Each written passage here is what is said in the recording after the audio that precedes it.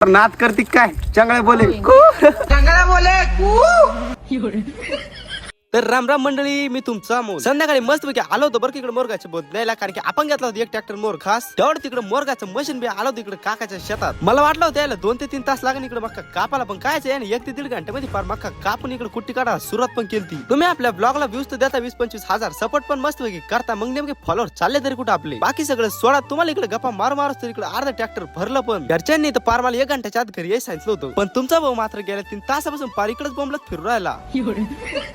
तेवढं तिकडे मक्का मध्ये मेलेली साळ दिसली. ते साळीचं सोडा पण या बारीक पोरी पाणी एवढ्या कमी वयात किती समजदार आहे. काल मक्काची कुट्टी करता करता पडला होता अंधार, त्यामुळे ट्रॅक्टर आला होता आज सकाळी. तुमचा भाऊ मस्त पैकी शांत झोपला होता बरं का, कारण की स्वप्नामध्ये आली होती ती. तेवढ्यात घरच्यानं मारली कमरावर लात आणि त्याला उठून, आणि ती म्हणजे तुमच्या भावामागे लागलेली मक्का साडेसाती. तेवढ्या ट्रॅक्टरला मावली म्हणलं, अरे दाबसा म्हणलं तुमच्या स्टारला मोरगास खाली, अजून तुम्हाला लग्न व्हायचं.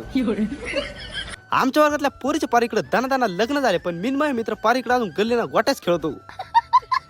मस्त पैकी शांत बसलोच होतो मी. तेवढ्याच गल्लीतल्या पोराची सायकल घेतली, अंगातला किडा जागृत झाला. ते मोरगासवाले पण म्हणत असं, आता लोक लय पोरं पाहिले, पण या पोरासारखं पोरग कुठं पाहिलं नाही. कवाचं ताण देऊन डोक्याला. मी घरी येऊस तर ते गेले ना पळून. बरं म्हणे आता एकटा मी घेतो आता याला भरून. तुम्ही करून टाका आपल्या फॉलो. लवकरच भेटू आपल्या अशाच नवनवीन व्हिडिओ मध्ये. धन्यवाद.